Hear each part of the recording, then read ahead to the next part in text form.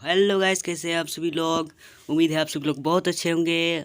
और आप सभी के लिए मैं लेकर आया हूँ क्लास 8 के लिए बीबीआई क्वेश्चन जो वेरी वेरी इंपॉर्टेंट है। और क्लास 9 का मैं आज शाम को अपलोड कर दूंगा, आपको टेंशन नहीं लेना है। क्लास 8 का आज मैं लेकर आया हूँ।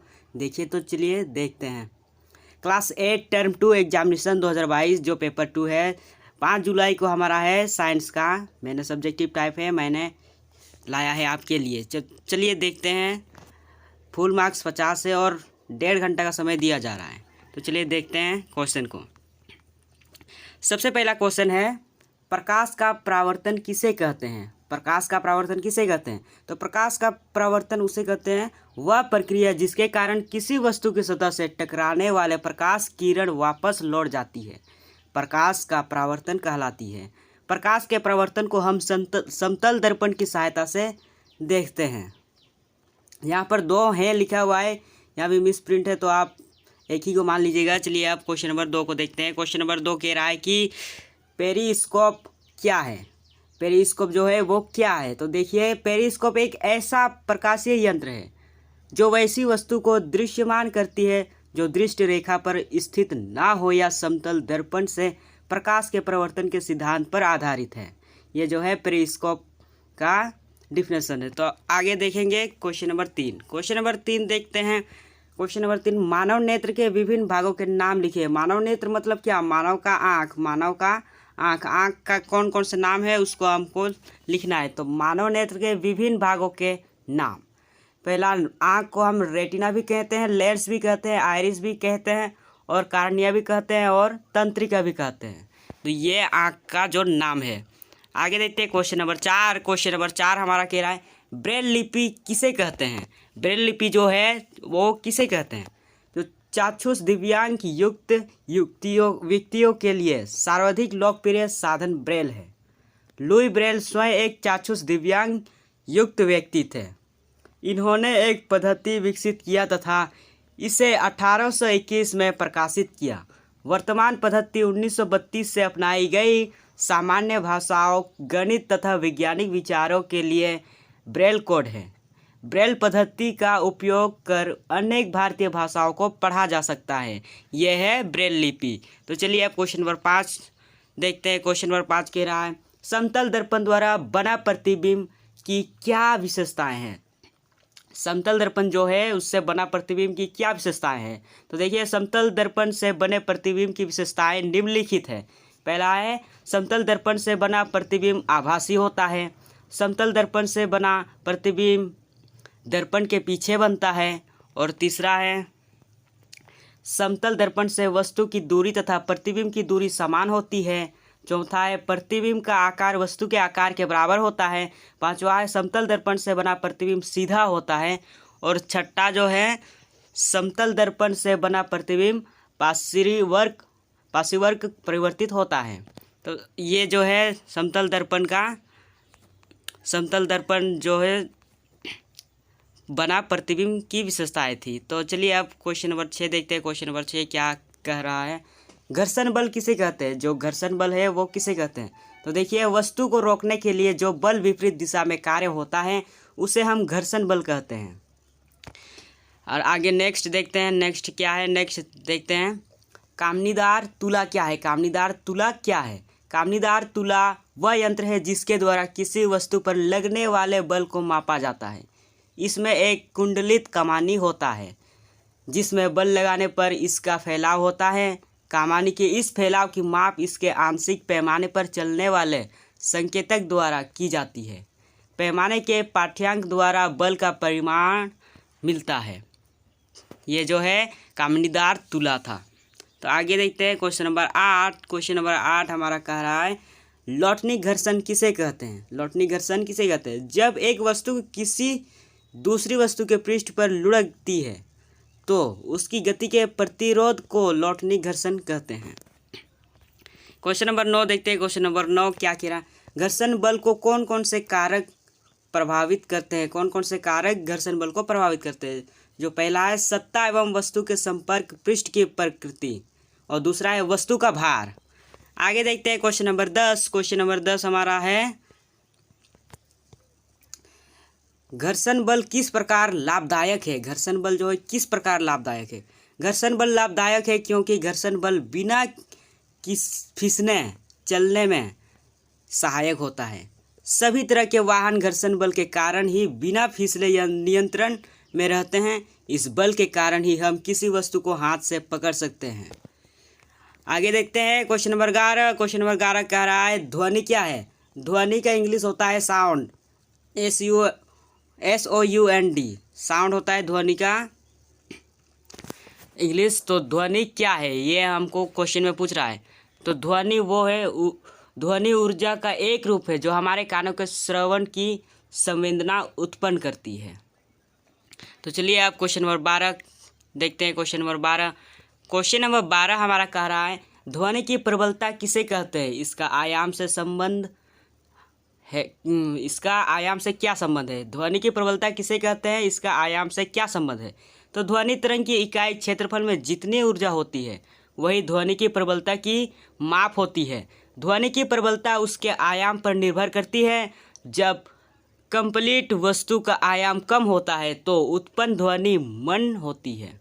जब कंप्लीट वस्तु का आयाम अधिक होता है तो उत्पन्न ध्वनि प्रबल होती है।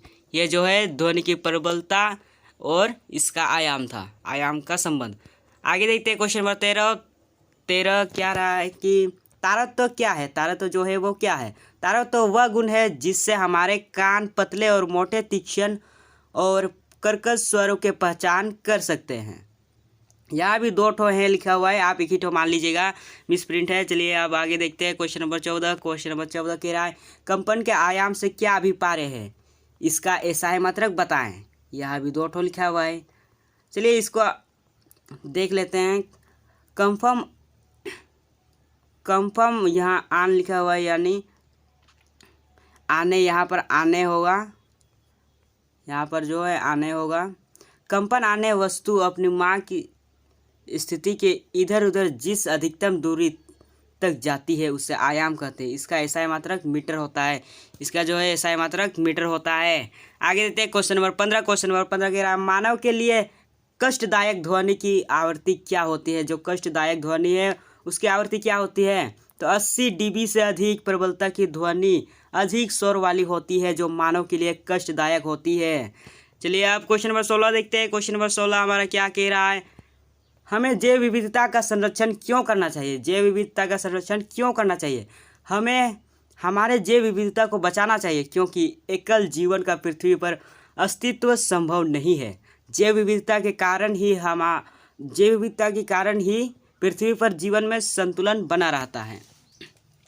आगे देखते हैं क्वेश्चन नंबर 17। क्वेश्चन नंबर 17 कह रहा है रेड डाटा पुस्तक क्या है? रेड डाटा पुस्तक क्या है? रेड डाटा पुस्तक वह पुस्तक है जिसमें सभी संकटापन्न स्पीसीज का रिकॉर्ड रखा जाता है।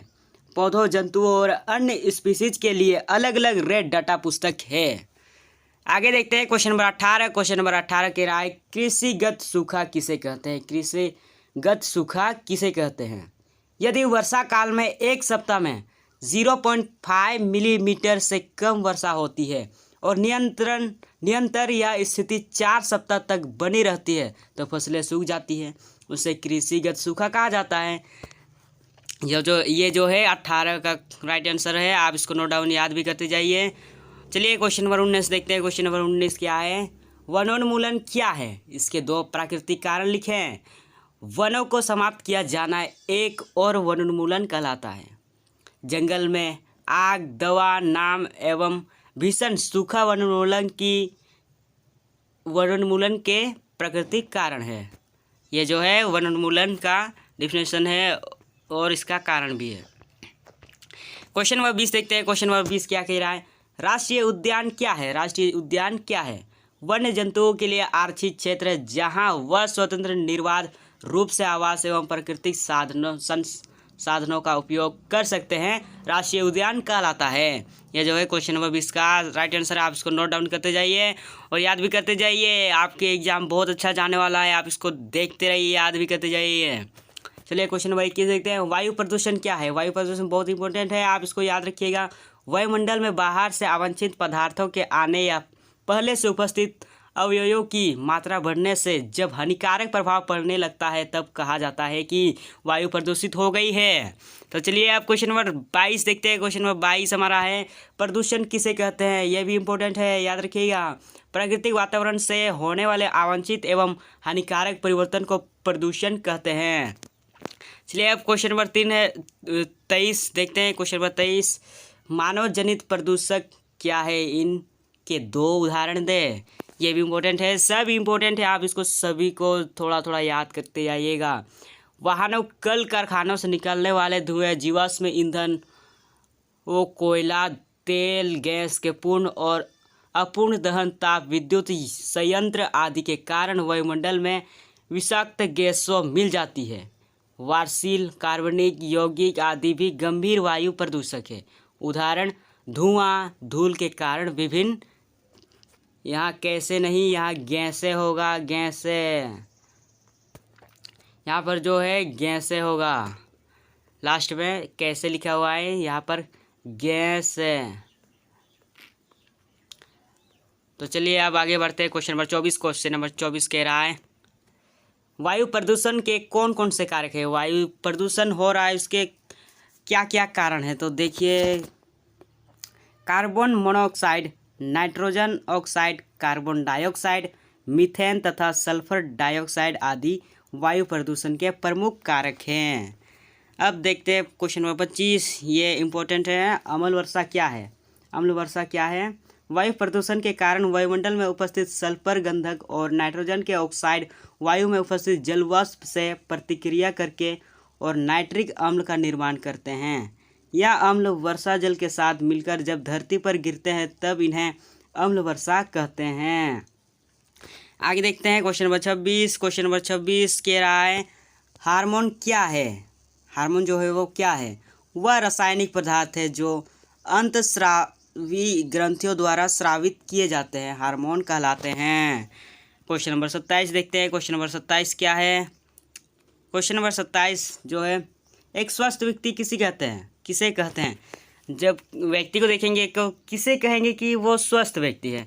देखिए इसका आंसर, एक स्वस्थ व्यक्ति उसे कहते हैं जो शारीरिक रूप से, मानसिक रूप से एवं सामाजिक कुशलता में संतुलन को स्वस्थ हो, तो उसे स्वस्थ व्यक्ति कहते हैं।